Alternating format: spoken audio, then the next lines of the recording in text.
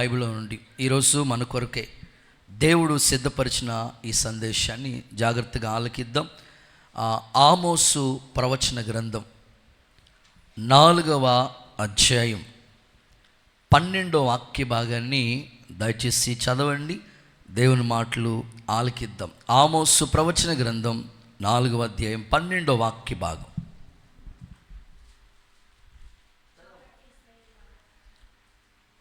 కాబట్టి ఇశ్రాయేలీయులారా, మీ ఎడల నేను ఇలాగునే చేయుదును, మీ ఎడల నేను ఇలాగునే చేస్తాను గనుక ఇశ్రాయేలీయులారా, మీ దేవుని సన్నిధిని కనబడుటకై, మీరు దేవుని సన్నిధిలో కనబడడానికై సిద్ధపడండి. దేవునికి మహిమ కలుగును గాక. ఒకసారి ఈ మాట అందరూ నాతో చెప్పండి. ఇశ్రాయేలీయులారా, కొంచెం గట్టిగా, ఇశ్రాయేలీయులారా, మీ దేవుని సన్నిధిని కనబడుటకై సిద్ధపడుడి. చప్పట్లు కొడుతూ ఒకసారి యేసయ్యకి మహిమ చెల్లిస్తారా? ప్రభు ఈ మాటల్లో ఉన్న సారాంశాన్ని మనందరికీ బోధించునుగాక. ప్రియులారా, ఇక్కడ ఆమోసు ప్రవక్త ఒక చక్కని మాట చెప్తున్నారు. ఇశ్రాయేలీయులారా, మీరు మీ దేవుని సన్నిధిలో కనబడాలి, అలాగూ మీరు సిద్ధపడండి అని ఒక ప్రవక్త, ఒక చిన్న ప్రవక్తల్లో ఆమోస్ కూడా ఒక చిన్న ప్రవక్త. ఈరోజు నేను మీకు చెప్పాలనుకున్న సందేశం పేరేమిటంటే దేవుని సన్నిధి అనండి. ఒకసారి మీ నోటితో. దైవజనుడు ప్రవక్త ఈ మాటలు చెప్తున్నాడు. ఇశ్రాయేలీయులు, నిజంగా ఇశ్రాయేలీయులు ఎవరంటే పోరాడి గెలిచిన వారు కదా. ఒకప్పుడు ఇశ్రాయేలుగా ఉన్న ఆ వ్యక్తి యాకోబు ఇశ్రాయేలుగా మారాడు. దేవుని పాదాల దగ్గర పోరాడి గెలిచాడు. యాకోబులోంచి 12 మంది ఇశ్రాయేలీయులు గోత్రకర్తలు, ఆ తర్వాత విస్తారమైన జనాభా, ఇంచుమించు 6 లక్షల మంది కాల్బలం. అంటే చరిత్ర లెక్కలు ఏం చెప్తుందంటే ఇంచుమించు 20 లక్షల మంది పైనే జనాభా, పిల్లలు పెద్దలు అందరినీ కలిపితే. ఇశ్రాయేలీయులారా, మీరేం చేయాలో తెలుసా? మీ దేవుని సన్నిధిలో కనబడటానికి మీరు ఖచ్చితంగా సిద్ధపడండి, ప్రిపేర్ అయిపోండి. దేనికోసమయ్యా అంటే దేవుని సన్నిధిలో మీరు కనబడాలి. ఈ ఉదయకాలం ఒక దైవజనుడిగా, ఒక అన్నగా నేను మీ నుంచి కోరుకునే మాట ఒకటే, మీరందరూ దేవుని సన్నిధిలో కనబడుదురుగాక. పరిశుద్ధాత్ముడు మీలో అంతరంగంలో ఆత్మల భారాన్ని కలుగు చేయునుగాక. నిజమే కదా, అనేక స్థలాల్లో మనం కనబడాలని అనుకుంటూ ఉంటాం. ప్రతి స్థలంలో మనం ఉండాలనే అభిలాషం అనుకుంటూ ఉంటుంది.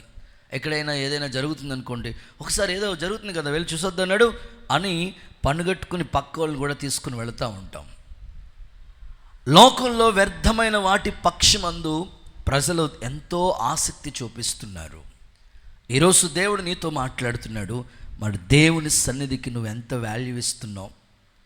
దేవుని సన్నిధి పట్ల నీకెంత మమకారం, ఆప్యాయత, అనురాగం ఉంది?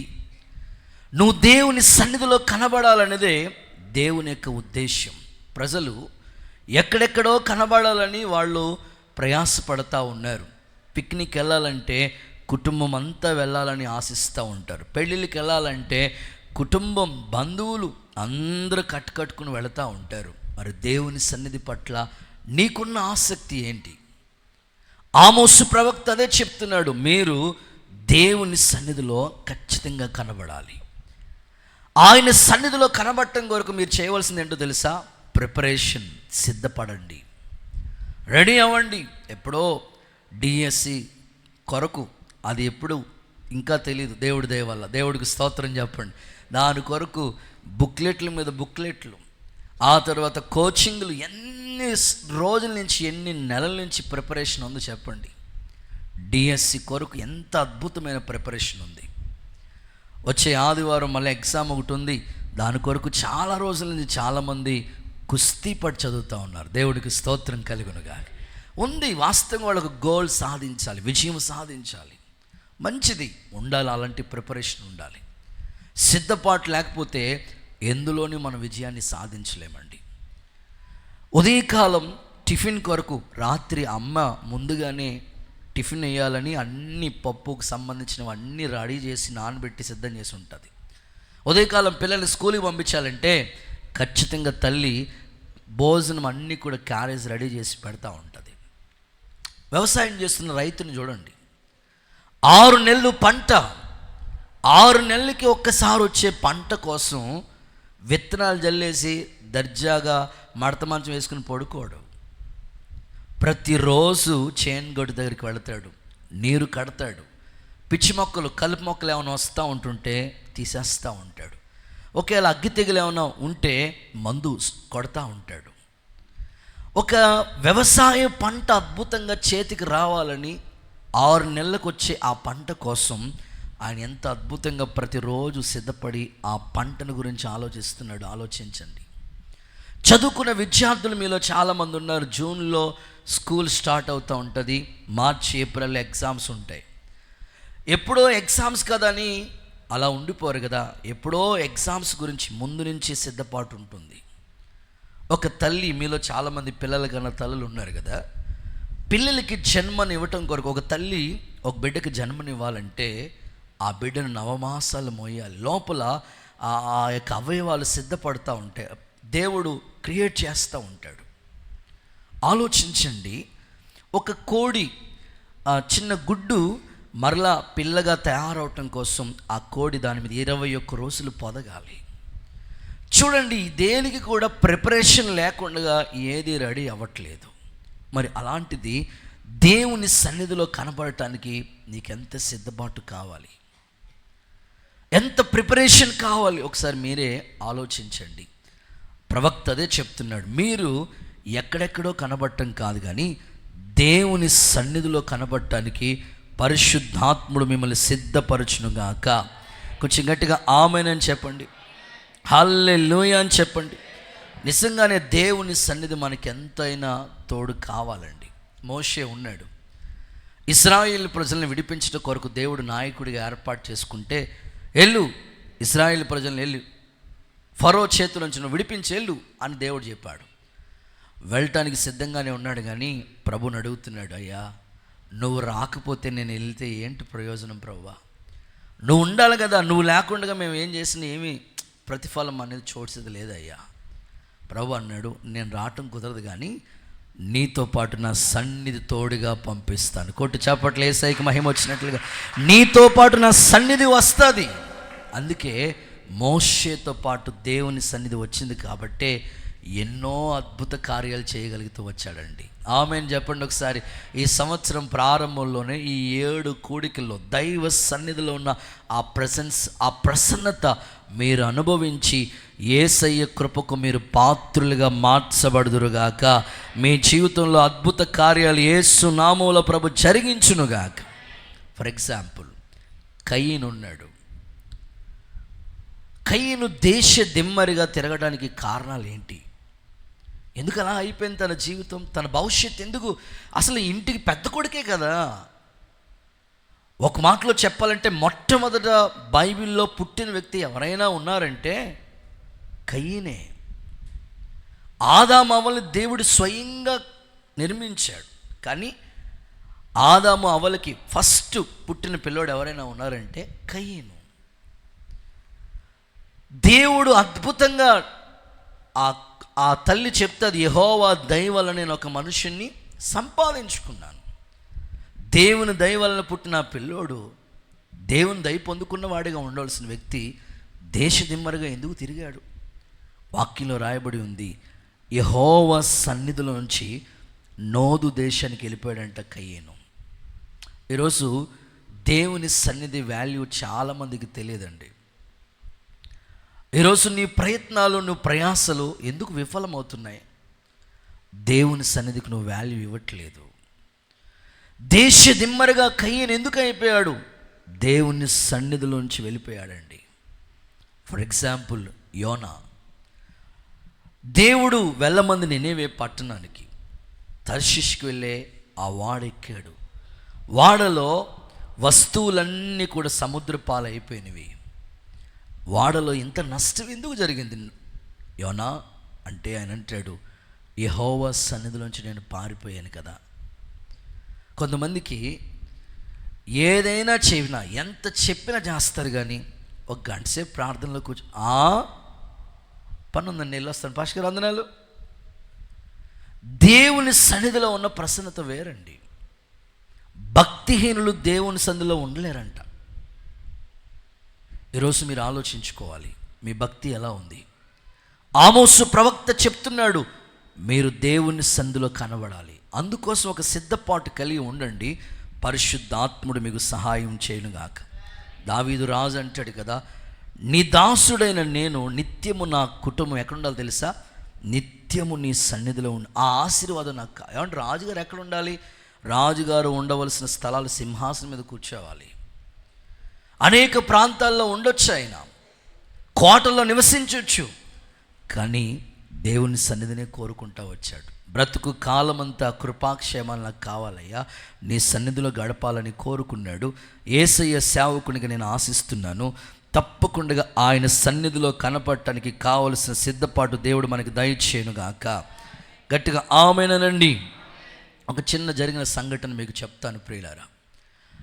ఒక యవనస్తులు అంటేనే బలవంతులు కదా, వాళ్ళకున్న బలాన్ని బట్టి విరవిగిపోతూ ఉంటారు, అస్సలు ఎవరిని లెక్క చేయరు వాళ్ళు.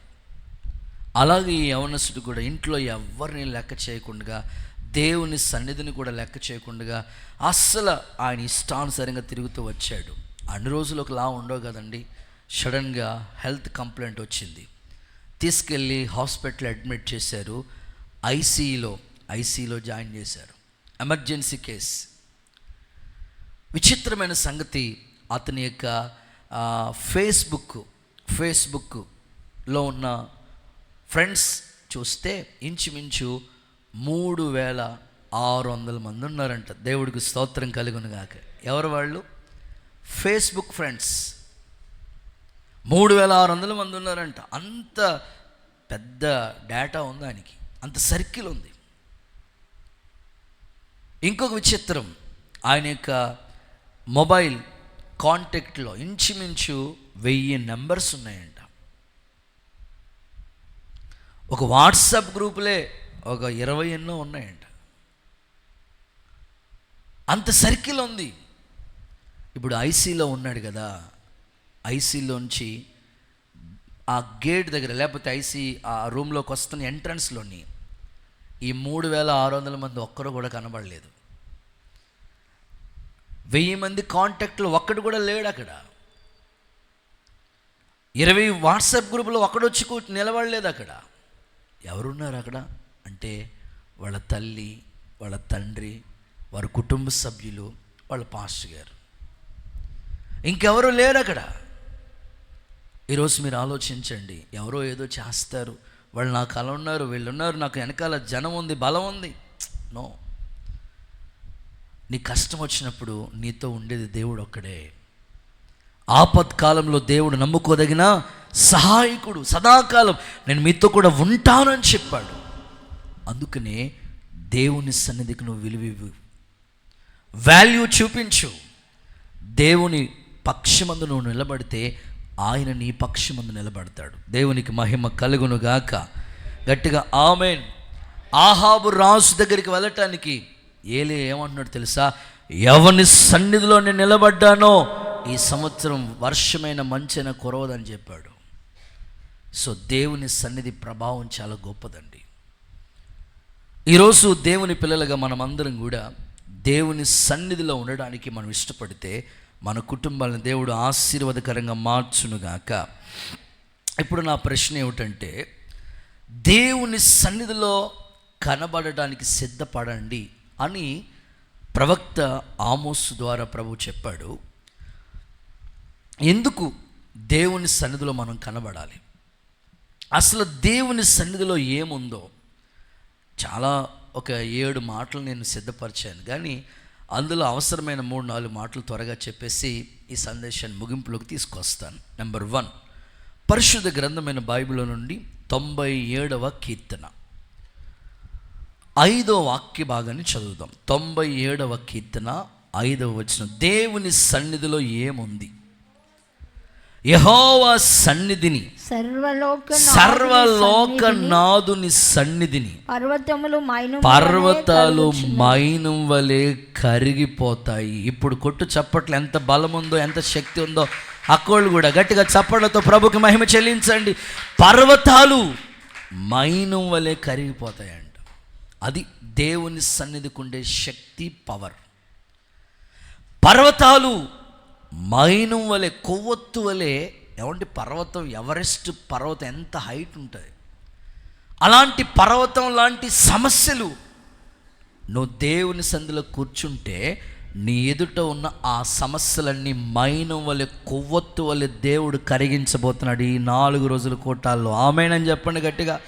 సో నువ్వు దేవుని సన్నిధికి ఇచ్చే విలువను బట్టే, దేవుని నువ్వు గౌరవించే విధానాన్ని బట్టే నీ ఎదుట పర్వతం లాంటి సమస్యలు, శోధనలు ఎన్నైనా ఉండేవండి, అవి దేవుని సన్నిధిలోనే కొవ్వొత్తు వలె దేవుడు కరిగించునుగాక. కొంచెం గట్టిగా ఆమేనండి. అది కుటుంబ పరంగా భార్య భర్తల మధ్యలో ఉన్న ఆ కుటుంబ సమస్యలైనా కావచ్చు, అన్నదమ్ముల మధ్యలో ఉన్న కుటుంబ సమస్యలైనా కావచ్చు, ఉద్యోగాల్లో ఎదురవుతున్న సమస్యలైనా కావచ్చు, ఆర్థికంగా నువ్వు ఎదుర్కొంటున్న సమస్యలైనా కావచ్చు, నీ పిల్లలతో నువ్వు పడుతున్న ఆ సమస్యనే కావచ్చు. ఏదైనా నువ్వు దేవుని సన్నిధిలో కూర్చోగలిగితే పర్వతం లాంటి సమస్యల్ని దేవుడు కొవ్వొత్తు వలె కరిగించునుగాక. పరిశుద్ధాత్ముడు ఈ కార్యము త్వరగా నెరవేర్చునుగాక. మోషే దేవుని సన్నిధిని తోడుగా వెళ్ళింది కాబట్టి కర్ర చాపడు సముద్రమే ఒక పెద్ద సమస్య అండి.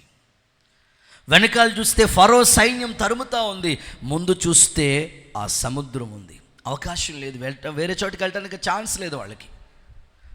కర్ర చాపి దేవుని సన్నిధి తోడుగా వస్తుందని చెప్పాడు కాబట్టి ఆ కర్ర అలా చాపిన వెంటనే సముద్రాన్ని దేవుడు రహదారిగా మార్చేశాడు కదా. ఆ సమస్యను దేవుడు గట్టెక్కించిన దేవుడు నీకు సముద్రం లాంటి సమస్యల్ని ఎందుకు నువ్వు జయించలేవు? సన్నిధి మనతో ఉండాలి, ఆ సన్నిధిలో మనం ఉండాలి. బైబిల్ మిషన్ దేవదాసయ్య గారు గొప్ప దైవజనుడు ఆయన. ఎందుకంటే ఆయన చేసిన పరిచర్య చాలా ఉన్నతంగా ఉంది. ఒక మంచి నాయకుడిగా కష్టపడి సేవ చేశారు ఆయన. ఆయన కూడా అద్భుతంగా డెడికేషన్తోనే పరిచర్య చేశారు. ఆయన కూడా బైబిల్ మిషన్ విశ్వాసులకి ఆయన నేర్పించిన విధానం ఏంటో తెలుసండి. ప్రతి విశ్వాసి ఇంట్లో ఒక సన్నిధి ఏర్పాటు చేసుకుంటారు వాళ్ళు. ఏది చేయాలన్నా ఒక రూమ్లోకి వెళ్ళిపోయి, గదిలోకి వెళ్ళిపోయి దైవ సన్నిధిలో కూర్చుని అప్పుడు మిగతా కార్యక్రమం వాళ్ళు స్టార్ట్ చేసుకుంటారు. చాలామంది బైబిల్ మిషన్ విశ్వాసులు నేను గమనించాను, వాళ్ళు దేవుని సన్నిధిని చాలా ప్రేమిస్తూ ఉంటారు, దైవ సన్నిధిలో కూర్చోవటానికి ఇష్టపడుతూ ఉంటారు. 4 రోజుల సభలు జరుగుతూ ఉంటాయి. ఆ సభల్లో పిల్లలు, కుటుంబం, ఇంటోళ్ళు, బంధువులు అందరూ తీసుకుని వెళ్తూ ఉంటారు. ఈరోజు మీరు ఆలోచించండి, మీ కుటుంబంలో పర్వతం లాంటి సమస్యలు ఉన్నాయి. నాకు ఏ సమస్య లేదు అన్నవాళ్ళు ఒక్క చెయ్యి అయినా చూపించనంటే కనపడరు. ఈ సమస్యలను మనకి ఎదుర్కోవాలంటే ఆ సన్నిధి ప్రభావమే. చూడండి, లేఖనాల్లో ఈ విధంగా రాయబడి ఉంది. లేఖనాలు మనం చదువుతూ ఉంటే సమూయేలు మొదటి పుస్తకం 10వ అధ్యాయం 19వ వచనం చివరి లైన్లో ఉన్న మాట చూడండి ఒకసారి. సమూయేలు మొదటి పుస్తకం 10వ అధ్యాయం 19వ వచనం చివరి లైన్లో ఉన్న మాట. యెహోవా సన్నిధిని హాజరు కావాలను. ఎలా 10వ అధ్యాయం 19వ వచనంలో ఆ మాట చూస్తే మీ గోత్రముల చొప్పునను మీ కుటుంబముల చొప్పున, అది మీ కుటుంబముల చొప్పున యెహోవా సన్నిధిని హాజరు కావాలి. మీ కుటుంబాల చొప్పున దేవుని సన్నిధిలో కనబడాలి. మీ గోత్రాల చొప్పున, మీ కుటుంబాల చొప్పున దేవుని సన్నిధిలో మీరు కనబడాలి. అంతే కదా. ఏదైనా పెళ్లి జరుగుతుందంటే ఇంటోళ్ళందరికీ చెప్పుకుంటాం, బంధువులందరికీ చెప్పుకుంటూ ఉంటాం. సో అంతకన్నా గొప్ప విలువైనది దేవుని సన్నిధి. కుటుంబ సమేతంగా దైవ సన్నిధిలో మనం కనబడదుము గాక. కొంతమంది ఎంత విచిత్రమైన వ్యక్తులు కనిపిస్తూ ఉంటారంటే, భార్యకి బైబిల్ ఇచ్చేస్తారు, నువ్వు వెళ్ళిపో, నేను లాస్ట్లో వస్తానులే, వెళ్ళిపో, కూర్చో, అన్నీ అయిపోయిన తర్వాత వస్తానులే అంటారు. అలా కాదండి, కుటుంబ సమేతంగానే మనం పాల్గొనాలి దైవ సన్నిధిలో. అలా కూర్చుని చూడండి, మీ ఇంట్లో ఉన్న పర్వతం లాంటి సమస్యలు దేవుడు మైనం వలె కరిగించునుగాక. మారా, చేదైన అనుభవం, చేదైన నీళ్లు, ఒక చెట్టు కొమ్మ వేస్తేనే మధురంగా ఎలా మారిపోయినాయంటే మోషేతో పాటు దేవుని సన్నిధి ఉంది. నీ జీవితంలో కూడా చేదైన అనుభవాలు చాలా ఉన్నాయి కదా. నయోమకి ఏమంటుంది? నన్ను మధురం అనొద్దు, నేను చేదే మారక్కనే. మన జీవితాల్లో కూడా చేదైన అనుభవాలు కూడా కొన్ని వెళుతూ ఉంటాం. అంటే చేదైన అనుభవాలు అంటే ఫెయిల్యూర్స్ చాలా ఎదుర్కొని ఉంటాం. మన జీవితాల్లో ఎన్నో ఫెయిల్యూర్స్ ఎదుర్కొని ఉంటాం. దేవుడు నీకు మరలా చెప్తున్నాడు, నువ్వు సన్నిధిలో కనబడు. ఆయన చూస్తాడు. ఒకవేళ నేను గమనించకపోయినా ఎవరు వచ్చారు ఏంటో ఆయన కన్నులకి మరుగైనది ఏది కూడా లేదు. మన కన్నులు కెమెరా జస్ట్ ఫైనల్ షూట్ చేస్తాం, కానీ దేవుని కన్నులు స్కానింగ్ మొత్తం అంతా కనబడుతూ ఉంటుంది. ఆయనకి మరుగైంది ఏమీ లేదు. ప్రభు మిమ్మల్ని అలాగ ఆయన సన్నిధిలో నిలబెట్టి పర్వతం లాంటి సమస్యలకి మైనం వలె కరిగించే కృప దేవుడు మీకు అనుగ్రహించునుగాక. యోర్దాన్ అంటేనే మరణం అండి. మీరు బాగా నోట్ చేసుకుంటారు. ఎర్ర సముద్రం అంటే శ్రమ, మారా అంటే చేదైన అనుభవాలు. అవి దేవుడు మధురంగా మార్చాడు వాళ్ళకి. ఇక యోర్దాన్ దగ్గరికి వస్తే యోర్దాన్ అంటేనే మరణం. మరణాన్ని కూడా దాటించాడండి దేవుడు వాళ్ళకి. ఈ ఉదయకాలం ఒక దైవజనుడిగా నేను చెప్తున్నాను, నువ్వు సన్నిధికి విలువిచ్చి చూడు. మరణకరమైన రోగాలు నీ కుటుంబంలో దరిచేరిన పరిశుద్ధాత్ముడు వాక్కుని పంపి స్వస్థపరచునుగాక. ఈ సభల్లో అద్భుతమైన కార్యాలు దేవుడు జరిగించునుగాక. ఆయన సన్నిధి కాంతి ప్రకాశింపచేసి కరుణించునుగాక. ప్రభు అలా చేయటానికి సమర్థుడే. ఆయన సన్నిధిలో అలాగా దేవుడు చేస్తాడు. విశ్వసించిన వాళ్ళందరూ ఆమేనండి.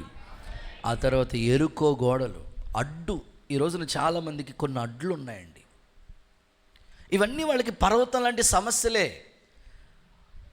మారా అనుభవాలైనా, ఎర్ర సముద్రమైనా, యోర్దాన్ అయినా, ఎరుకో గోడలైనా, ఈరోజు నీకు ఎన్ని అడ్లు లేవు. ఏదైనా చేద్దామంటే అన్ని ప్రయత్నాలు చేస్తున్నా కానీ ఏదో ఒకటి ఆటంకం వచ్చేస్తుంది, ఏదో ఒక అడ్డు వచ్చేస్తుంది. వారికి ఆ యొక్క అన్ని ద్వారాలు మోయబడిన ఎరుకొని దాటడానికి దేవుని సన్నిధి వాళ్ళతో పాటు ఉందండి. పరిశుద్ధాత్ముడు నీకు సహాయము చేయనుగాక. మీరు చాలా సీరియస్గా ఉన్నారు కాబట్టి ఒక మాట చెప్తాను. 2 చేతుల పైకెత్తి ఆమేనండి. హుషారుగా చెప్పండి. దినవృత్తాంతాల 2వ పుస్తకంలో 20వ అధ్యాయంలో ఒక స్టోరీ, 12-13 వచనాలు మీరు నోట్ చేసుకోండి. ఆ స్టోరీ నేను చెప్తా. యెహోషాపాతు రాజు ఒకడే, 3 రాజులు అతని మీదకి దండెత్తొచ్చారు. పర్వతం లాంటి సమస్య. ఏమంటే ఒక్కడు ఎలా జయించగలడు? అవదు. 3 రాజులను జయించడం కష్టమే. కానీ యెహోషాపాతు ఏం చేశాడు తెలుసా? ఒక చాటింపు వేయించాడు, ఒక అనౌన్స్మెంట్. దేవుడి దేవాల 3 రోజుల నుంచి ఆటో అనౌన్స్మెంట్ తిరుగుతూనే ఉంది. అనౌన్స్మెంట్ చేయించాడు. పిల్లలు, పెద్దలు అందరూ, యూదా ప్రజలారా దేవుని సంధికి వచ్చేసేయండి. అందరూ వెళ్ళి దేవుని సంధిలో కూర్చున్నారండి. అద్భుతం చెప్పనా ఆ మాట ఏంటంటే, వాళ్ళు ఎప్పుడైతే దేవుని సన్నిధిలో కూర్చున్నారో యుద్ధం ఎవరిది చెప్పండి? యెహోవాదే. యుద్ధం మంది కాదు, ఆయన చేస్తాడు. వాళ్ళు ఎప్పుడైతే యుద్ధం చేయటానికి ముందుగా దేవుని సన్నిధిలో కూర్చున్నారో, ఒక యెహోషాపాతు పాటల టీం, కొయిర్ టీం ఒకటిని రెడీ చేశాడంట. వాళ్ళు ఒకటే డ్యూటీ వాళ్ళది, పాటలు పాడి దేవుణ్ణి స్తుతించడం. ఒక గుంపు ప్రార్థనలో దేవుని పాదాల దగ్గర కూర్చోవటం. అంతే. యుద్ధం ఎలా చేశాడో తెలుసు దేవుడు? వచ్చిన శత్రువులండి వాళ్ళకి వాళ్ళే పొడుచుకుని చనిపోయేటట్లుగా ప్రభు చేశాడు. అక్కడ ఆ మాట చదివిస్తాను చూడండి. దినవృత్తాంతాల 2వ పుస్తకం 20వ అధ్యాయం 12-13 వచనాలు ఒకసారి చదవగా విందామా? మా దేవా, నీవు వారికి తీర్పు తీర్చవా? మా మీదకు వచ్చి గొప్ప సైన్యంతో యుద్ధం చేయటకు మాకు శక్తి చాలదు. మాకైతే శక్తి చాలదు, ఎందుకంటే పర్వతం లాంటి సమస్యే. ఏమి చేయుటకు మా శక్తి చాలదు, మాకేమీ తోచదు. అందరు చెప్దాం ఒకసారి ఈ మాట, అందరు చెప్దామా? నాతో పాటు చెప్పండి, నాతో పాటు చెప్తే బాగుంటుంది కదా. అందరు మీ నోటితో పలకదండి. మాకు శక్తి చాలదు,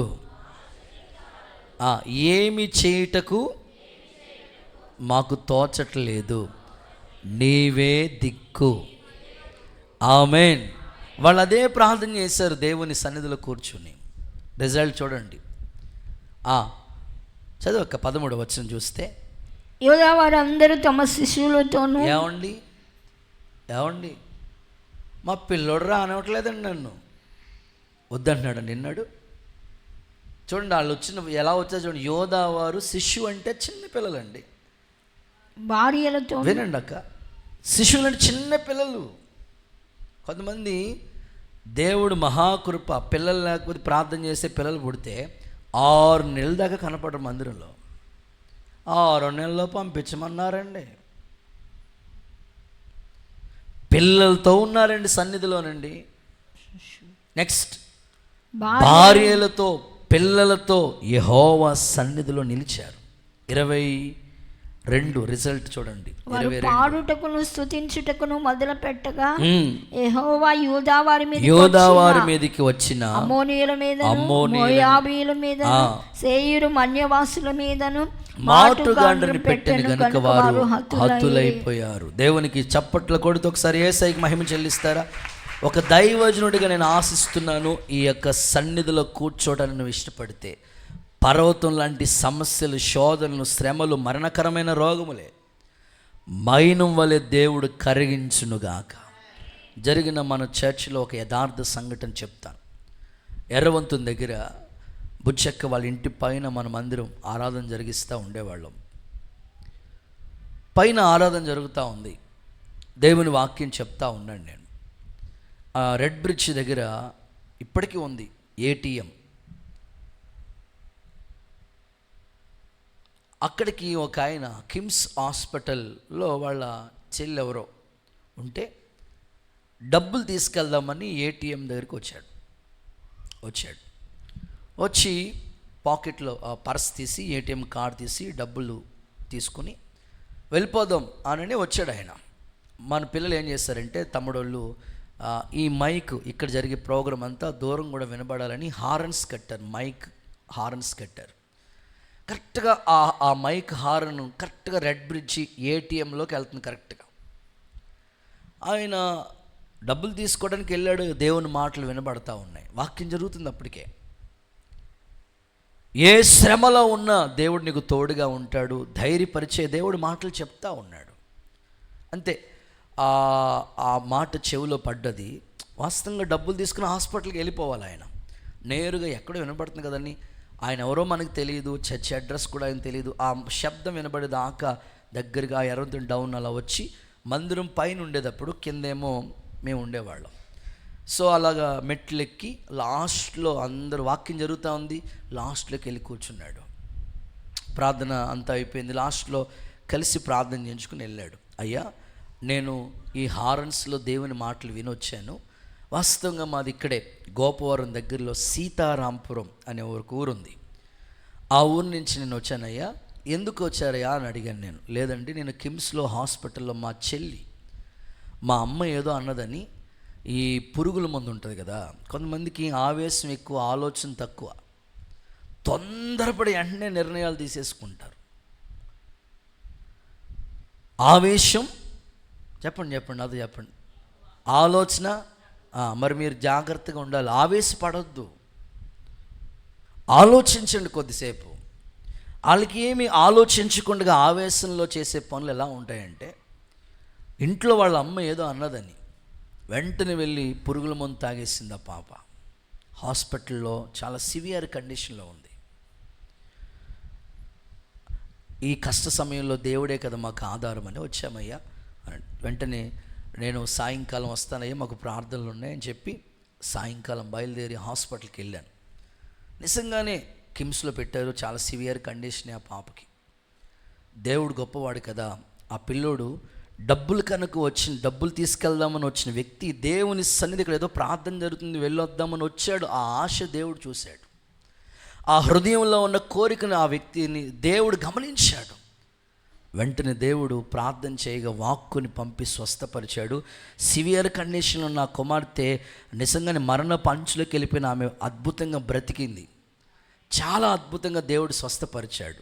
దేవుడు చేసిన కార్యం ఏంటో తెలుసా? ఎప్పుడైతే ఆ కుమార్తె స్వస్థత పొందిందో మరలా వచ్చి దేవుని సందులో సాక్ష్యం చెప్పి ఆ సహోదరుడు చెప్పిన మాట, మా ఇంటి దగ్గర కృతజ్ఞత కూటం పెట్టాలన్నా మీరని చెప్పారు.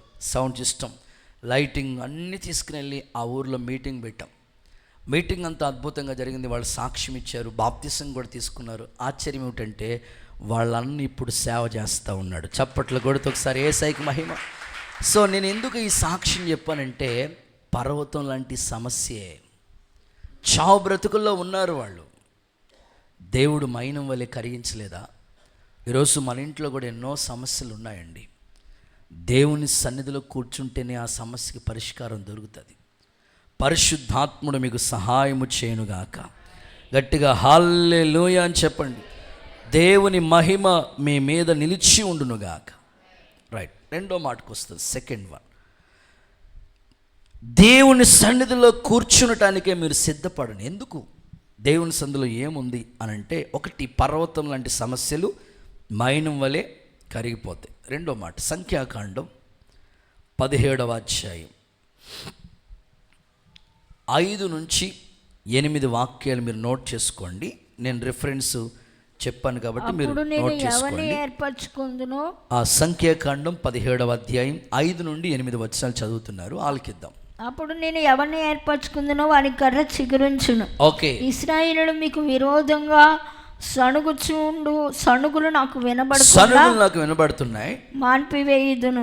కాబట్టి మోషే ఇశ్రాయేలుతో చెప్పగా వారి ప్రధానులందరూ తమ తమ పితరుల కుటుంబములలో ఒక్కొక్క ప్రధానునికి ఒక్కొక్క కర్ర చొప్పున 12 కర్రలను అతనికి ఇచ్చిరి. అహరోను కర్రయు వారి కర్రల మధ్య ఉండెను. మోషే వారి కర్రలను సాక్ష్యపు గుడారంలో యెహోవా సన్నిధిలో ఉంచాను. ఆమేన్ చెప్పండి ఒకసారి గట్టిగా, హల్లెలూయా. సో రెండవది, దేవుని ఏర్పాటు తెలుస్తుంది అనండి ఒకసారి. ఇప్పుడు ఎవరిని దేవుడు ఏర్పాటు చేసుకున్నాడు తెలియాలి. అందరు కర్రలు, వారి కర్రల మీద ఎవరికి సంబంధించిన పేర్లు రాసి ఇచ్చేశారు. మోషే యెహోవా సన్నిధిలో ప్రత్యక్షపు గుడారంలో ఆ కర్రలు ఉంచినప్పుడు ఉదయకాలానికి చూస్తే అహరోను కర్ర చిగురించి పుష్పించి ఫలభరితంగా మారినట్లుగా చూస్తున్నాం. ఎవరిని ఏర్పాటు చేసుకున్నాడో తెలియాలి అనంటే అప్పుడు మోషే చేసిన పని ఏంటో తెలుసా? ఆ కర్రలను తీసుకొచ్చి దేవుని సన్నిధిలో ఉంచాడు. ఈరోజు కూడా మీ పట్ల దేవునికి ఒక అద్భుతమైన ఏర్పాటు, అద్భుతమైన సంకల్పం ఉంది. మీరు ఫ్యూచర్లో ఒక మంచి ప్రయోజకులు అవ్వాలని దేవుడు ముందుగానే తల్లి గర్భంలో ఉండగానే ఈ భూమికి జగత్పునాది వేయబడక మునిపే దేవుడు మిమ్మల్ని ప్రేమలో ఏర్పాటు చేసుకున్నాడు. ఆ ఏర్పాటు నిశ్చయము చేసేటట్లుగా ప్రభు సన్నిధిలో కూర్చునే భాగ్యం దేవుడు మీకు అనుగ్రహించునుగాక. మా తల్లికి 4 పిల్లలం మేము. నేను ఒక్కడిని మగపిల్లల్లో. ఏం చేయాలో నాకు సేవ పిలుపు వచ్చినప్పుడు నాకు అర్థం కాలేదు. అమ్మ అంటది, వద్దు, సేవ అంటే అంత సామాన్యమైన విషయం కాదు, వద్దు, మన ఇంట్లో ఎవరూ సేవ చేయలేదు. అమ్మ దేవుడు సేవకి కుదరదు అని. ఓ పక్కన మామయ్య వాళ్ళేమో ఉద్యోగాలు చేయాలని వాళ్ళ ఆశ. అసలు దేవుడు ఏర్పాటు ఏంటి? దేవుని నిశ్చయత ఏంటి? నాకు బాగా గుర్తండి, ఒక 15 సంవత్సరాల క్రితం, 15 ఏళ్ల క్రితం, సరిగ్గా ముక్తేశ్వరం రేవు అటు కోటిపల్లికి ఇటువైపు అక్కడ ఆ ఇసుకలో నేను, అక్క, కొంతమంది ప్రార్థన పరులు ఆటో వేసుకుని వెళ్ళి ఇంటి దగ్గర ప్రార్థన చేసుకోవడానికి అవకాశం లేదు. ఎవరొకరు వస్తూ ఉండేవారు. ఉదయకాలం వచ్చి సాయంకాలం 5 గంటల వరకు అలా ఆగే ప్రార్థనలో కూర్చునేవాళ్ళం అండి. నీ ఏర్పాటు ఏంటో మాకు తెలియాలి ప్రభువా. సో నిశ్చయంగా ఆయన సన్నిధిలో ప్రభు ఏర్పాటు అంతా నాకు తెలియజేసినప్పుడు అప్పుడు నా పిలుపుని నిశ్చయం చేసుకున్నాను. ఆ వాగ్దానాన్ని నిశ్చయం చేసుకుని, ప్రభా నీ ఏర్పాటు ఉంది కనుకనే నేను సేవకు వస్తున్నానని అంకితం చేసుకున్నాను. నిజంగా దేవుని యొక్క ఏర్పాటు మనకి ఎలా తెలుస్తుందంటే, దేవుని సన్నిధిలో. ఈరోజు చాలామందికి ఎన్నో చేయాలని ఆశయాలు ఉన్నాయి. వ్యాపారం చేయాలా, ఉద్యోగం చేయాలా, ఈ వివాహ సంబంధం వస్తే ఇది చేసుకోవాలా వద్దా, ఏదైనా ఒక బిజినెస్ చేయాలా వద్దా, ఏదైనా ఇల్లు కట్టే ప్రయత్నం చేయాలా వద్దా, ఏదైనా చేయాలో ఎట్లా తెలుస్తుంది నీకంటే నువ్వు దేవుని సందులో కూర్చుంటే నీకు దేవుడు ఏర్పాటు తెలియజేస్తూ ఉంటాడు. పరిశుద్ధాత్ముడు నీకు అలాంటి ఆలోచన పుట్టించునుగాక. చేతుల పైకెత్తి ఒకసారి అందరూ ఆమేన్ అంటారా? ఇప్పుడు యెషయాకి ఆ తండ్రికి 80 కొడుకులు ఉన్నారు కదా. సమూయేలు ప్రవక్త వచ్చాడు కదా, ఒక్కడిని రాజుగా చేస్తున్నా. ఆ ఒక్కడెవరో తెలియదు, చెప్పలేదు. సమూయేలు కూడా అర్థం కాలేదు. తండ్రి చేత కూడా తృణీకరించబడిన దావీదుని గురించి ప్రభు ఏమంటాడు తెలుసా? నేను కోరుకున్నవాడు, నేను ఏర్పాటు చేసుకున్న వ్యక్తి ఇతడే. దావీదుని ఎందుకు ఏర్పాటు చేసుకోవాలి? ఎక్కడున్నా దేవుని గురించి పాడుతూ ఉండేవాడండి, ఎక్కడున్నా దేవుని సన్నిధిలో ఉండేవాడండి. అందుకే దేవుని ఏర్పాటు ఎంత గొప్పగా ఉందో చూడండి. ఒకసారి కుడి చేతుల పైకెత్తి ఆమేన్ అంటారా? ఒక చిన్న సాక్ష్యం చెప్తా. దైవజనులు యేసన్న గారు వారి పరిచయంలో జరిగిన ఒక చిన్న సాక్ష్యం. గుంటూరులో ఆయన సేవ ప్రారంభించినప్పుడు ఒక చోట శారదా కాలనీ అనే చోట పరిచయం జరుగుతూ ఉందంట. ఇది మనం పరంజ్యోతి స్కూల్ దగ్గర జరిగినట్టు ఇరికిరిగ్గా వీధుల్లో పరిచయం ఎట్లా ఉంటుందంటే అందరి ద్వారా డిస్టర్బెన్స్గానే ఉంటుంది. మైక్ పెట్టుకోవడానికి ఉండదు, సౌండ్ పెట్టుకోవడానికి ఉండదు, డ్రమ్స్ కొట్టుకోవడానికి ఉండదు, ఏమి చేయడానికి ఉండదు. ఎవరో ఒకరు డిస్టర్బ్ చేస్తూ ఉంటారు. చుట్టూ ఇల్లులు ఉంటే చాలా ఇబ్బంది. అలాగే ఆయన అక్కడ సేవ చేస్తుంటే ఇరుగ్గా ఉంటుంది. ప్రజలేమో వస్తూ ఉన్నారు, సేవ ఏం విస్తరిస్తూ ఉంది, అవకాశం కుదరట్లేదు. మందిరానికి వచ్చే ఒక విశ్వాసితో పాటు ప్రార్థన చేయించి ప్రతిరోజు చెప్తా ఉండేవారని, మనం ఈ ఇరుకులోంచి కొంచెం విశాలమైన స్థలానికి వెళ్ళాలి. ఒకసారి అన్నని ఒక ఆయన బైక్ మీద తీసుకెళ్తా ఉన్నారంటే మీటింగ్కి తీసుకెళ్తూ ఉంటుంటే, అన్న ఈ రోడ్డు ప్రక్కన ఉన్న స్థలం ఉందే, అందులో ఒక స్థలం కొంత నాకు ఉందన్నా, ఆ స్థలం నాకు ఉందన్నా అని చెప్పారంట. చెప్తే సరే మరి మరి మరి మందిరానికి ఇరుగ్గా ఉంటుంది కదా, అక్కడ ఏమైనా దేవుని మందిరానికి పరిచర్యకి ఉపయోగకరంగా ఉంటుందేమో చూద్దాం అన్నాడు. అదంతా రోడ్డు ప్రక్కనే ఉంది కానీ తుప్పలు తుప్పలుగా ఉన్నది. సరే ఆ తండ్రి అన్నాడట, సరే అన్న మీకు స్థలం దొరికేంత వరకు అందాక ఒక షెడ్ వేసుకోండి, మందిలో ఇరుకులు ఇబ్బంది పడుతున్నారు కదా, మీరు ఇళ్ళ మధ్యలో ఇబ్బందిగా ఉంది కదా అని చెప్తే, గోరంట్లలో ఇప్పుడు కట్టిన మందిరం ఉంది కదా, అక్కడ దగ్గరలో అదే స్థలం ఫస్ట్ ఒక అంకుల్, ఒక పెద్ద ఆయన, వాళ్ళకి 2 కూతుర్లు ఉన్నారంట. ఆ 2 కూతుర్లకి వివాహ వయసు వచ్చినప్పటికీ ఈ స్థలం ఉపయోగపడుతుందని ఆ తండ్రి అక్కడ ఆ పిల్లల కోసమని ఆ స్థలం కొని ఉంచాడు. మీలో చాలామంది తండ్రులు పిల్లలకి ఆశ సమకూరుస్తూ ఉంటారు, మంచిది. ఈ తండ్రి కూడా 2 కూతుర్లు ఉన్నారు. ఆ 2 కూతుర్లకి పెళ్లి వయసు వచ్చినప్పటికీ కట్న కానుకలకు ఉపయోగపడుతుందని ఆ స్థలాన్ని ఉంచాడు. వాళ్ళు చదువుతూ ఉన్నారు, ఎదుగుతూ ఉన్నారు. సరే ఆ టైం వచ్చినప్పుడు ఏదో చేద్దామని అనుకుని ఇచ్చాడు ఆ స్థలాన్ని దేవుని పరిచర్యకని. అందాక మీరు మందిరానికి వాడుకోండి అని ఇచ్చారు. దేవుని మందిరంలో అక్కడ షెడ్ వేశారు, అనేకులు వచ్చి వెళ్తూ ఉన్నారు, దేవుని సన్నిధిలో ప్రార్థనలు జరుగుతున్నాయి, పాటలు పాడుతూ ఉన్నారు, వాక్యం వింటున్నారు. ఎంతోమందికి ఉపయోగకరంగా స్థలం మారిపోయింది, చాలా దీవెనకరంగా ఆ స్థలం మారిపోయింది.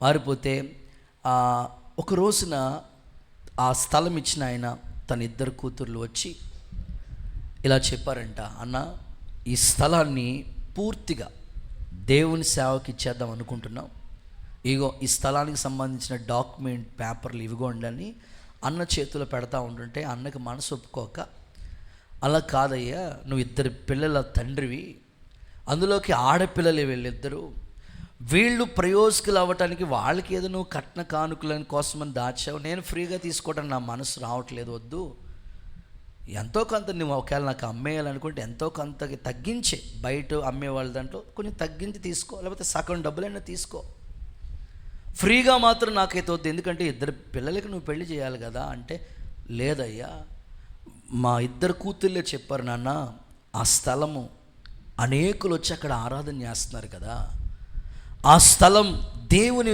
సన్నిధికి ఇచ్చేసేయండి మీరు, అక్కడ అనేకులు వచ్చి ప్రార్థన చేసి వెళుతున్న ఆ దీవెన మన కుటుంబాల మీద ఉంటుంది. ఇచ్చేసేయండి అని ఇద్దరు కూతుర్లు కూడా ఆ యొక్క డాక్యుమెంట్ మీద సంతకాలు పెట్టి సిద్ధపడ్డారు. అన్న అసలు ఒప్పుకోవాలి, వద్దు అంటుంటే లేదయ్యా మేము సొంతంగానే ఇష్టపూర్వకంగానే ఇస్తున్నాం, అమ్మ మీ భవిష్యత్తు దేవుడే చూసుకుంటాడయ్యా సరేనని వాళ్ళు ఇష్టపూర్వకంగా ఆ స్థలం డాక్యుమెంట్ అంతా కూడా అయ్యగారి చేతిలో పెట్టారు. రోజులు గడుస్తూ ఉన్నాయి. కొంతకాలానికి ఆ స్థలం ఇచ్చిన ఒక 2-3 సంవత్సరాలకే తండ్రి గారు, అంటే ఆ ఇద్దరు పిల్లల తండ్రి గారు చనిపోయారు. చనిపోయినప్పటికీ ఇంకా కొంతమంది నోరు ఇంకా ఫ్రీగా వస్తే ఎట్లాగంటే ఇంకా ఎట్లా మాట్లాడతారో వాళ్ళకి తెలియదండి బాబు. మాటలే కదండి, ఏదైనా కష్టం వచ్చిందంటే ఎట్లా మాట్లాడతారో వాళ్ళకి అసలు తెలియదు అసలు. ఇప్పుడు వీళ్ళు దేవుని మందిరానికి స్థలం ఇచ్చారు. ఆ ఇద్దరు కూతుర్లు పెళ్ళిళ్ళు కాకుండానే వాళ్ళ తండ్రి గారు చనిపోయారు. ఇక ఊరోళ్ళు ఎట్లా మాట్లాడుతున్నారో తెలుసా? ఏం చేశాడు మీకు దేవుడు? మిమ్మల్ని కూడా అంటూ ఉంటారు, ప్రతి వారం వెళ్ళిపోవాలా? ఏం చేశాడు దేవుడు నీకు? పిల్లలు ఇచ్చాడా? ఉద్యోగం వచ్చిందా? ఇల్లు కట్టావా? అప్పులు తీరాయా? ఎందుకు అక్కడే పడి ఎడతావు, అక్కడే ఉండు అని ఇంటోళ్ళు కూడా నేను అంటారు. కొంతమందికి నోరు అసలు ఎట్లా కంట్రోల్, ఎట్లా మాట్లాడతారో వాళ్ళకే తెలియదు. ఊరంతా కూడా ఏం చేశాడు మీకు దేవుడు? అందుకే ఇద్దరు పిల్లల తండ్రి ఎట్లా ఉండాలి? ఆ డాక్యుమెంట్స్ భద్రంగా దాచుకుని పెళ్ళి వచ్చినప్పటికి అమ్ముకోవాలి, కానీ దేవుడికి ఇచ్చేయాలా? అలాగే చెప్తారు అని ఊరోళ్ళు ఇష్టానుసారంగా మాట్లాడుతూ ఉన్నారు. ఇద్దరు పిల్లలు వాళ్ళ అమ్మ. దేవునికి ఇచ్చాం, దేవుడికి ఇచ్చి నష్టపోయిన వాళ్ళు ఎవరు లేరు. మా పిల్లల భవిష్యత్తు ఏర్పాటు ఆయన చేతిలో ఉంటుంది, ఆయన ఏదోటి చేస్తాడు మాకని వీళ్ళు మాత్రం చాలా ఫెయిత్గానే దేవుని సన్నిధి పట్ల వాళ్ళకున్న ఆసక్తి చూడండి. ఎవరైనా ఆ మాటలు అన్నప్పుడు నిజమే కదా మీ జీవితాల్లో కూడా అంతే కదా. ఏదైనా ప్రతికూలమైన వాగ్దానానికి ప్రతికూలంగా ఏదైనా జరుగుతుంది అనుకోండి, ఎవరొకరు ఏదో అంటారు, అప్పుడు మీరు ఏమవుతారంటే బెండ్ అయిపోతూ ఉంటారు. ఏం జరిగింది, ఎందుకులే మానేద్దాం అనుకుంటారు. అలా అనుకోలేదు, దేవుడే చూసుకుంటాడు. ఆయన మా పిల్లల ఏర్పాటు, మా పిల్లల భవిష్యత్తు ఆయన చేతిలో ఉంది. అవయవ నిర్మాత, ఆరోగ్య ప్రదాత ఆయనే, సృష్టికర్త కాబట్టి ఆయనే మా పిల్లలకి భవిష్యత్తు ఇస్తాడు. ఎదురు చూశారండి. ఒకరోజు రానే వచ్చింది. ఆ పాపకి పెద్దమ్మాయికి వచ్చిన పెళ్లి సంబంధం ఆస్ట్రేలియా నుంచి వచ్చిందంట. దేవుడికి స్తోత్రం చెప్పండి. ఆస్ట్రేలియా నుంచి వచ్చి చూసి గమనించి వాళ్ళు ఈ కుటుంబ సభ్యులు చాలా భక్తి కలిగిన వాళ్ళని గమనించి రూపాయి కూడా మాకు కట్టం అక్కర్లేదని ఫ్రీగానే పెళ్లి ఖర్చులు కూడా వాళ్ళే పెట్టుకుని దేవుని మందిరంలోనే చాలా ఘనంగా పెద్దమ్మాయి పెళ్ళి అద్భుతంగా జరిగిందంట. ఒకసారి చప్పట్లు కొడితే సరే యేసయ్యకి మహిమ చెల్లిద్దాము. అస్సలు కన్నులకి పండగగా జరిగిందంట. ఇక చిన్నమ్మాయి, ఆ అమ్మాయి కూడా పెళ్ళిడికి వచ్చింది, ఎదుగుతోంది. మరలా సంబంధం కోసం దేవుడి దయ వల్ల అమెరికా నుంచి సంబంధం వచ్చిందంట. సో ఆ అమ్మాయి పెళ్ళి కూడా ఫ్రీగానే, ఒక్క రూపాయి కూడా కట్నం ఇవ్వకుండానే పెళ్లి ఖర్చులు కూడా వాళ్ళే పెట్టుకుని ఆ వివాహం దేవుని మందిరంలో సేవకులందరూ చూస్తుండగా పరిశుద్ధ వివాహం చాలా ఘనంగా దైవజనులు చేశారట. సో నేను ఈ సాక్ష్యాన్ని ఎందుకు చెప్పానంటే, ఆ పిల్లల భవిష్యత్తు ఏంటి? తండ్రి చనిపోయినప్పుడు చాలాసార్లు మన కుటుంబాల్లో కూడా మన ఇంటోళ్ళని ఎవరైనా కోల్పోయినప్పుడు అందరు రకరకాలుగా మాట్లాడుతూ ఉంటారు. కానీ దేవుని సన్నిధికి వస్తున్నావు కదా, దేవుని సన్నిధిలో నువ్వు గడుపుతున్నావు కదా, ఆ ఏర్పాటు చాలా గొప్పది. నీకు ఆయన పరమ తండ్రిగా ఉండునుగాక, నీకు మంచి భవిష్యత్తు ఇచ్చునుగాక. మా తల్లి ఈ లోక యాత్ర ముగించారండి. మా తండ్రి లేరు, కానీ దేవుడు మా భవిష్యత్తు ఆయన చేతుల్లో దాచిపెట్టాడు కదా. ఈరోజు నేను ఖచ్చితంగా చెప్పగలుగుతాను, ఎప్పుడు ఏటేళ్ళ కాలం మనతో పాటు మన తల్లిదండ్రులు ఉండరండి, కానీ మనల్ని నిర్మించిన దేవుడు మనకి ఎప్పుడు భవిష్యత్తు ఇస్తాడు. అది తల్లిదండ్రులుగా నువ్వు నేర్పించావు. రే నేను ఎంతకాలం ఉంటానురా నీతో పాటు, నువ్వు సన్నిధిలోకి వెళ్ళి ఏడు, నీ భవిష్యత్తు ఏంటో ఆయన చెప్తాడు నీకు అని ఒక తండ్రిగా, ఒక తల్లిగా పిల్లల్ని దేవుని సన్నిధికి నువ్వు అలవాటు చేయాలి. దేవుని సన్నిధిలో ఉన్నతమైన ఆ ఉపదేశ క్రమంలో వారిని పెంచాలి. ఈరోజు ఈ సాక్షి నేను మీకు ఎందుకు చెప్పానంటే, ఇప్పటికీ ఆ కుటుంబాలు ఉన్నాయి. ఆ తర్వాత అన్న నెమ్మదిగా పక్క స్థలాలన్నీ కొని ఇంచుమించు ఒక 7 ఎకరాల్లో ఆ మందిరం కట్టబడింది. దేవునికి మహిమ కలుగునుగాక. నేను ఎందుకు ఈ సాక్ష్యం చెప్పానంటే, మన ఏర్పాట్లు, మన పట్ల పిల్లలు ఎలా ఉండాలని ఎన్నో కళ్ళగంటాం, ఎన్నో ఊహించుకుంటాం. ఊహలు మంచివే, అయితే నువ్వు దేవుని సన్నిధిలో నీ పిల్లల్ని పెంచగలిగితే వాళ్ళ భవిష్యత్తు గొప్పగా ఉంటుంది. ప్రభు అలాగూ సహాయము చేయనుగాక. ప్రభు నిన్ను బలపరచునుగాక. ఓకే, ఇక మూడో మాట చెప్పి త్వరగా వెళ్తాను. మూడో మాట, కీర్తనల గ్రంథం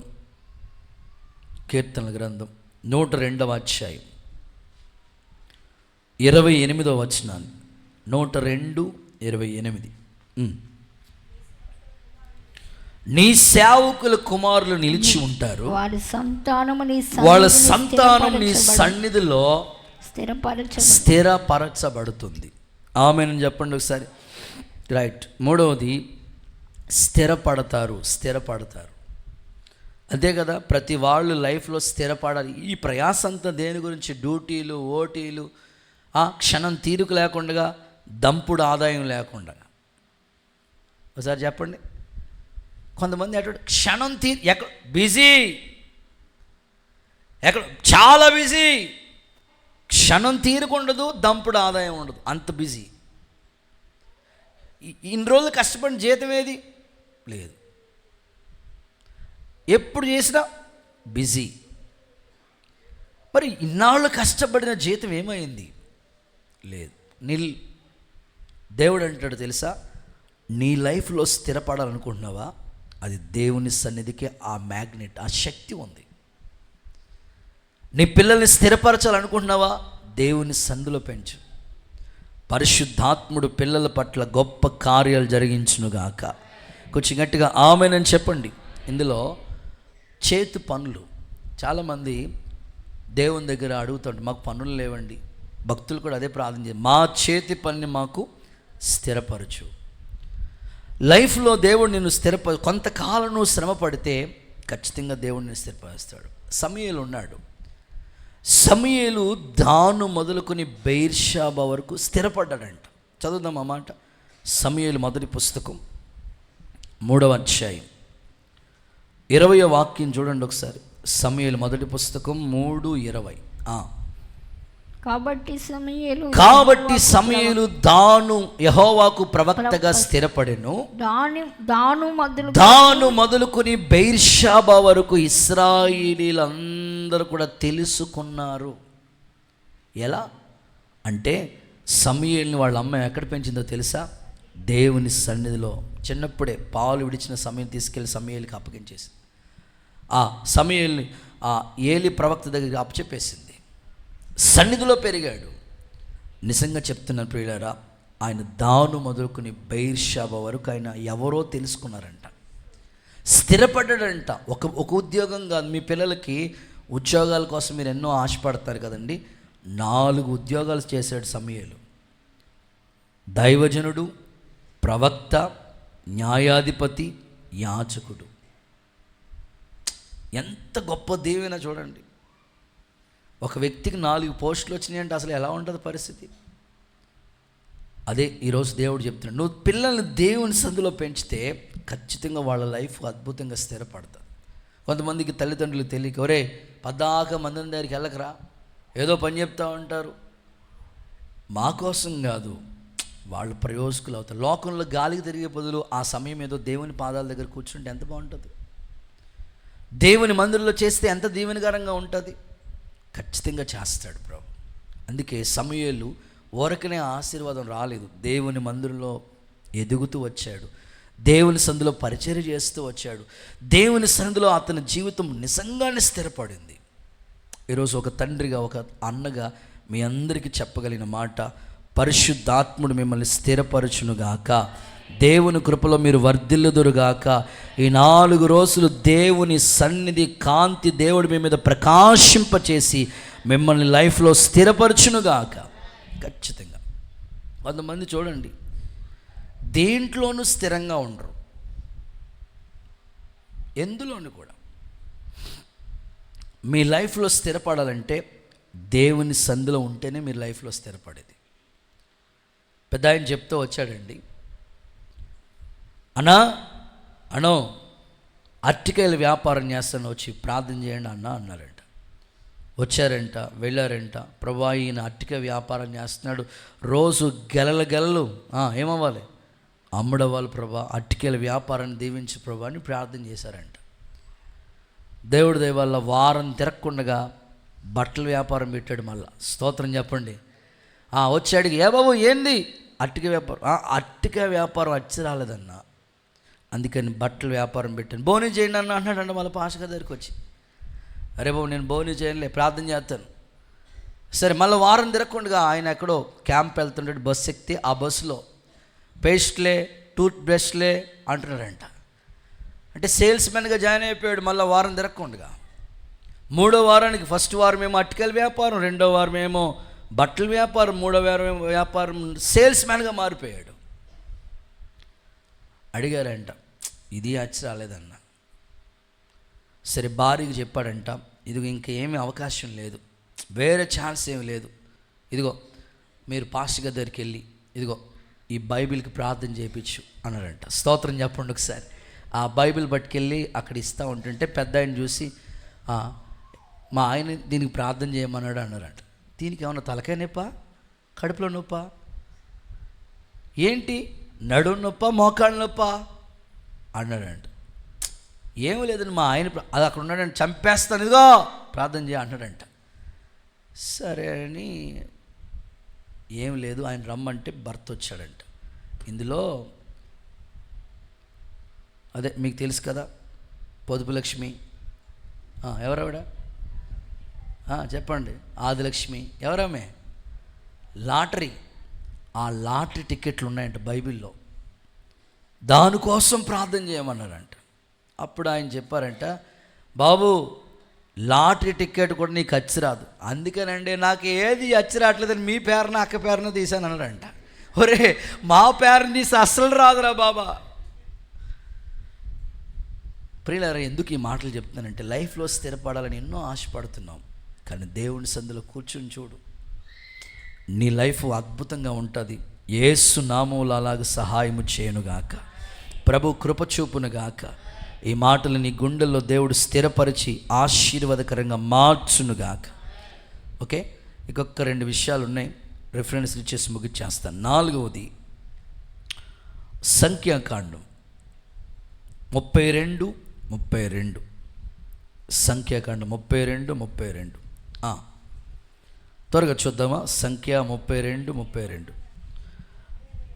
మేము యెహోవా సన్నిధిని యుద్ధ సన్నద్ధులమై నది దాటి కానాను దేశానికి వెళ్ళాము. చాలండి. 4వది యుద్ధ సన్నద్ధులమవుతాము. ఆమేనండి ఒకసారి. ఇశ్రాయేలు ప్రజలు అంతకుముందు ఎలా ఉండేవారు తెలుసా? బానిసలు. ఫరో దగ్గర ఎలా ఉన్నారు చెప్పండి? బానిసత్వం. అంతవరకు బానిస బ్రతుకే. ఎన్ని సంవత్సరాలు? 430 ఏళ్ళు బానిసలుగా ఉన్నారు. ఇప్పుడు వాళ్ళు అంటున్నారు, మేము నది దాటి యుద్ధ సన్నద్ధ, దేవుని సన్నిధిలో వాళ్ళని దేవుడు ఎలా సిద్ధం చేశాడో తెలుసండి? యుద్ధ సన్నద్ధులుగా మారిపోయారు. నిజంగానే శత్రు వేసే అగ్ని బాణాలు మనం జయించాలంటే ఖచ్చితంగా మనకి ఆ పవర్ ఉండాలండి. ఈరోజు సాతానుగాడు ఎంతోమందిని మధ్యలోనే పడగొట్టేస్తున్నాడు. భక్తి సంపూర్ణం కాకుండా, చూడండి, ఒక చెట్టుని మీరు చూస్తే కొన్ని పూతగా ఉన్నప్పుడే కొన్ని రాలిపోతూ ఉంటాయి, కొన్ని పిందులుగా తయారయ్యేదాకా ఉంటే రాలిపోతూ ఉంటాయి, ఆ తర్వాత కొన్ని కాయలుగా రాలిపోతుంటాయి, ఆ తర్వాత పండుగ రాలిపోతుంటాయి, కొన్ని డ్యామేజ్ అయిపోతూ ఉంటాయి. కొన్ని కాయలే యజమానుడు వచ్చి కోసుకునే వరకు ఆ చెట్టును అలా ఉంటాయి. యుద్ధ సన్నద్ధులే. సాతానుగాడు అగ్ని లాంటి బాణాలు నీ మీద ప్రయోగిస్తూ ఉంటాడు. నువ్వు నిలబడగలిగితే, దేవుని సన్నిధిలో ఉండగలిగితే, దేవుడు నిన్ను ఎలా చేస్తాడో తెలుసా? యుద్ధ సన్నద్ధులుగా ఉంటాడు. ఆర్మీ వాళ్ళు చూడండి ఎప్పుడు ఎలక్ట్గా ఎలా ఉంటారో, దేవుడు పిల్లలు ఎప్పుడు కూడా శత్రు వేసే అగ్ని లాంటి బాణాలు. ఏమీ చేయడు సాతానుగాడు. సాతానుగాడు అంటే 2 కొమ్ములు ఉంటాయి, నల్లటి వస్త్రం, అలాగేం కాదు. నీ ఇంట్లోనే ఏదో ఒక చిన్న సిచ్యువేషన్ చేస్తాడు అంతే. భార్యాభర్తలు ఇద్దరికి మాటలు ఉండవు. ఆమెమో ఎడమొఖం, ఈయనేమో పెడమొఖం. అసలు ఇంట్లోనే ఉంటారు కానీ ఒకరికొకరికి ఏమాత్రం తిన్నావా, కూర్చున్నావా, పడుకున్నావా ఏమీ పలకరింపు ఉండదు. ఇంట్లో ఇలాంటి శోధనకరమైన పరిస్థితి తీసుకొచ్చేవాడు సాతానుడు. పిల్లలు చూడండి, ఒక్కరు కూడా మాట వినరు. భర్త చూడండి, అలవాట్లు ఇంకా మానడు. ఏదో ఒక ప్రతికూలమైన పరిస్థితి. ఇదిగో ప్రభు అంటాడు, నువ్వు దేవుని సన్నిధిలో ఉంటే యుద్ధ సన్నద్ధులు. నువ్వు నీ ఇంట్లో సాతానికి అధికారం లేకుండా, శత్రు బలవంతుడి మీద నేను నీకు అధికారం ఇచ్చాను. యేసు నామములో కృప విస్తరించునుగాక. ఏమండి, గొల్యాతుని ఎంత అద్భుతంగా దావీదు పడగొట్టి విజయాన్ని పొందాడు. ఈరోజు మీ ఎదుట యుద్ధ సన్నద్ధులై మనం ఉండాలంటే, శత్రు వేసే అగ్ని లాంటి బాణాలను జయించాలంటే ఖచ్చితంగా దేవుని సందులో మనం ఉండాలండి. పరిశుద్ధాత్ముడు అలాగ మిమ్మల్ని సిద్ధపరచునుగాక. ఆఖరి మాట చెప్పి ప్రార్థిస్తాను. చివరి మాట ఇది. కీర్తన గ్రంథం 16వ అధ్యాయం 11వ వచనం మనందరికి వచ్చిన కంఠస్థ వాక్యం కదా. నా సన్నిధిలో సంపూర్ణ సంతోషం కలదు, నా కుడి చేతిలో నిత్య సుఖములు కలవు. చప్పట్లు కొడుతూ సరే సైకి మహిమ చెల్లిద్దామా? ఓకే, సంపూర్ణ సంతోషం. అందరు మీ పక్కలతో చెప్పండి, ఏ సంతోషం? సంపూర్ణ సంతోషం. అది అసలు ఎవ్వరు ఇవ్వలేని సంతోషం ఎక్కడ దొరుకుతుందో తెలుసా? దేవుని సన్నిధిలోనేనండి. ఈ రోజుల్లో సంతోషం కోసం ఎక్కడెక్కడో వెతుకుతూ ఉన్నారు. పార్కులో దొరుకుతుందేమో అని అటు వెళ్ళేవాళ్ళు కొందరు, లేకపోతే ఫ్రెండ్స్తో దొరుకుతుందేమో అని అటు వెళ్ళేవాళ్ళు కొందరు, సినిమా హాల్కి వెళ్ళేవాళ్ళు, రకరకాల ప్లేసెస్ని సంతోషం కొరకు వెతికే వాళ్ళు ఉన్నారు. చివరికి వెతికి వెతికి వెతికి అలసిపోయి విసిగిపోయి ఎక్కడ సంతోషం లేక లాస్ట్లో ప్రభు దగ్గరికి వస్తున్నారు. అసలు ఫస్టే ప్రభు అంటున్నాడు, నీతో నా సన్నిధిలో ఎలా ఉంటుందో తెలుసా? సంపూర్ణ సంతోషం. నా కుడి చేతిలో నిత్య సుఖములు ఉన్నాయి, ఆరోగ్యం ఉంది. ఏమండి, ఈరోజు మనిషికి సంతోషం లేకపోవడానికి ఎన్నో కారణాలు ఉన్నాయి. అందులో దేవుని సన్నిధి వెతకట్లేదు మనిషి. నిజంగా దేవుని సన్నిధి వెతికితే ప్రభు మాట్లాడుతున్నాడు, నా సన్నిధిలో సంపూర్ణ సంతోషం ఉంది. ఆ సంతోషానికి నువ్వు కారకుడు అవుతావు, ఆ సంతోషాన్ని నువ్వు పొందుకోగలుగుతావు. ఒక అన్నగా, ఒక దైవజనుడిగా ప్రార్థన పూర్వకంగా ఈ మాటలు మీతో ప్రకటిస్తున్నాను. మీ అందరి కుటుంబాల్లో సంపూర్ణ సంతోషాన్ని దేవుడు దయచేయునుగాక, పరిపూర్ణమైన ఆనందాన్ని దయచేయునుగాక, మీ తల మీద నిత్యానందాన్ని దేవుడు కలుగు చేయునుగాక. సంపూర్ణ సంతోషం. ఆయన సన్నిధికి వచ్చి వెళుతుండగానే ఆ సంతోషంతో తిరిగి క్షేమంగా వెళ్ళేటట్లుగా ప్రభు నీకు సహాయము చేయనుగాక. లోకంలో ఉండే సంతోషాలు ఎంతసేపు ఉంటాయంటే తాత్కాలికమైనవి, కొద్దిసేపే ఉంటాయి ఆ సంతోషాలు కదా, చాలా తాత్కాలికమైనవి. ఎలాగో చెప్తాను. బిర్యానీ తింటారు కొంతమంది. బిర్యానీ అదేంటో మరి ఇప్పుడు దేవుడి దయ వల్ల సైన్ ఫ్లూ, ఏ ఫ్లూ అయ్యారు, భలే యాక్టివ్గా ఉన్నారు మీరు. 4 రోజులు నేను ఏదో కనీసం ఒకటైనా నాన్ వెజ్ అయితే బాగుంటుంది, మరీ మొక్క లేకుండా బాగోదు అనుకున్నాను. ఏదో సైన్ ఫ్లూ వచ్చి మొత్తం అసలు అంత వెజిటేరియన్ ఫుడ్డే. దేవుడికి స్తోత్రం. లేదా సంతోషం లేదా మీకు? వెజిటేరియన్ పెడతారయ్యా. నాకెవరో చెప్పారు వాళ్ళు, అన్న మటన్లా ఉంటుంది కానీ మటన్ కాదు, పనసకాయ. దేవుడికి స్తోత్రం కలిగింది. అల్లెలు చెప్పాడు అన్న, మీరు చూడండి మటన్ లాగే వండుతారు కానీ మటన్ కాదు, ట్రై చేయన్న. చికెన్ లాగే ఉంటుంది కానీ చికెన్ కాదు, ట్రై చేయన్న. యేసయ్య మీ నోటి నిండా సంతోషాన్ని కలుగు చేయనుగాక. వంటశాలలో, దేవుని సన్నిధిలో, ప్రజల్లో వచ్చినప్పుడు వెళ్ళి అన్ని చోట్ల సంతోషాన్ని, ఆనందం మీ దగ్గర నుంచి ఎవరు తీయలేరు. బైబిల్ ఏమంటుంది తెలుసా? వారి తల మీదంట నిత్యానందం ఉంటుందంట. ఆ సంతోషాన్ని ఎవ్వరు మీ దగ్గర నుంచి తీసేయలేరు. నేను ఆశిస్తున్నాను ఈ సభల్లో, ఈ పండుగల్లో దేవుని సన్నిధిలో మీరు కూర్చుంటే ఆ గొప్ప సంతోషం, మీ ఇంటి దగ్గర ఉన్న బాధలన్నీ మర్చిపోయి, మీ కుటుంబంలో ఉన్న కలవరాలన్నీ తొలగిపోయి గొప్ప సంతోషంతో తిరిగి ఇంటికి వెళ్ళేటట్లుగా పరిశుద్ధాత్ముడు కార్యాలు ప్రారంభించునుగాక. గొప్ప సంతోషానికి కారకులుగా ప్రభు మిమ్మల్ని మార్చునుగాక. చూడండి, ఒక ఉద్యోగం వచ్చిందనుకోండి, ఇప్పుడు 23వ తారీఖు చాలామంది రాస్తున్నారు మన సంఘంలో, అందరూ సెలెక్ట్ అయిపోతే వాళ్ళ ముఖంలో ఎంత సంతోషం అంటే అస్సలు నేను ఇంకా ఎంత ఆనందం అంటే అంత ఆనందం. ఒక ఉద్యోగం వస్తే సంతోషం, లేకపోతే వివాహ సంబంధాలు చూసి ఒక పెళ్లి సంబంధం సెట్ అయింది, ఎంత సంతోషం. జీతం వచ్చింది, సంతోషం. ఇవన్నీ కొద్దిసేపు ఉండి మిస్ అయిపోతాయి. కానీ దేవుని సందులో ఉండే సంతోషం సంపూర్ణ సంతోషం.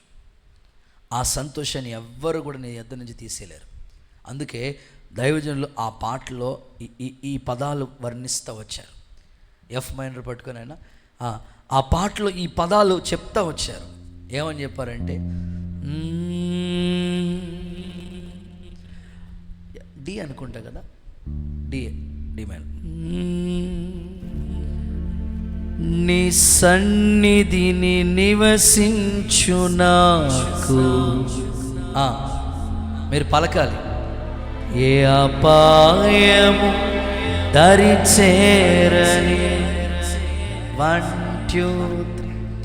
నీ సన్నిధిని నివసించు నాకు, ఏ అపాయము దరి చేరనేవవు. కృపయే నాకు ప్రాకారము గల ఆశ్రయపురమాయెను. నీ కృప వీడి క్షణమైన నేనెలా మానగలను.